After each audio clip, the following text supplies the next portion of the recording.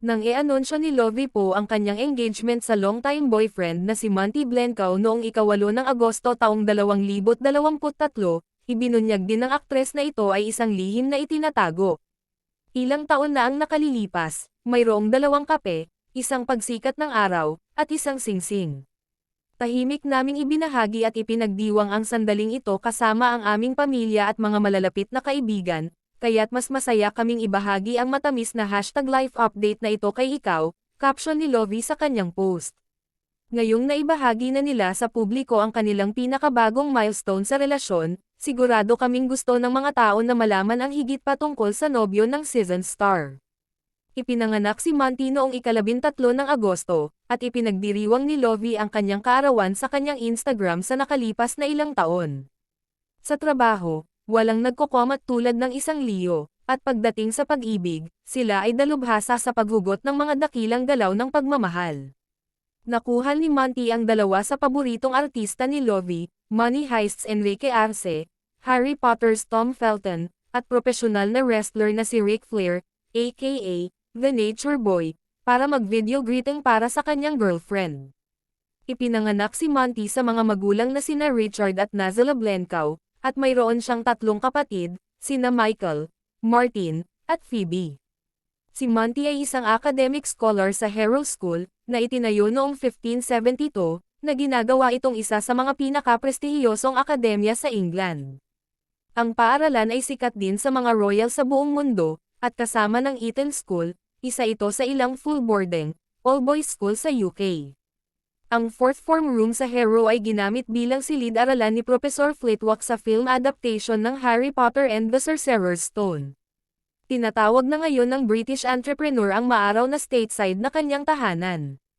Madalas na bumiyahe si Lovie sa LA para makasama si Monty, at ginawa na ng mag-asawa ang lahat mula sa pagdalo sa mga formal na gala na magkasama hanggang sa paghahanap ng kilig sa mga amusement park tulad ng Disneyland at Universal Studios Hollywood. Si Monty ay kinikilala bilang executive producer para sa mga sumusunod na pelikula, at madalas na nakikipagtulungan kay Bruce Willis.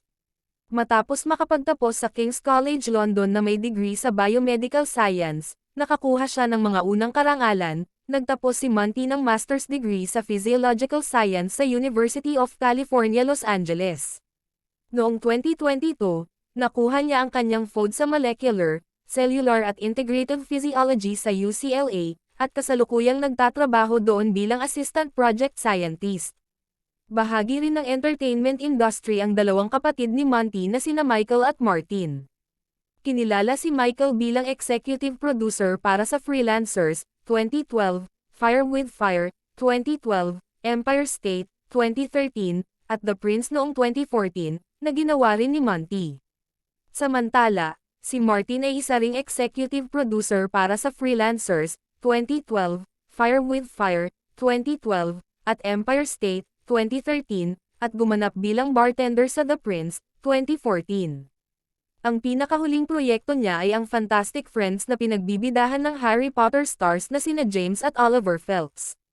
Si Martin ay isa ring co-founder ng Cameo, ang platform na nagbibigay daan sa mga celebrity na magpadala ng mga personalized na video message sa mga tagahanga. FYI, ginamit ni Monty ang Cameo para makuha ang mga video greetings para kay Lovie. Noong ika-5 ng Agosto taong 2022, nagbahagi si Lovie ng screenshot ng isang artikulo sa Deadline sa kanyang Instagram. The headline read, Filipina acting star Lovie Poe launches production company says Lovie Productions. Kinumpirma rin ng Deadline na si Monty ay makikipagsosyo sa kanya bilang executive para sa kumpanya, kaya opisyal na silang magkasama sa negosyo. Noong ika-10 ng Marso taong 2023, buong pagmamalaking inihayag ni Lovie na isa siyang executive producer kasama si Monty para sa isang bagong proyekto, kasalukuyan silang gumagawa ng remake ng maalamat na Tommy Wiseau na pelikulang The Room. Congrats, Lovie and Monty! Naging official na mag-asawa sina Lovie Poe at Monty Blencow noong August 27, 2023. Kung mga ka-cheka anong masasabi nyo tungkol dito mag-comment lang sa baba and don't forget to subscribe.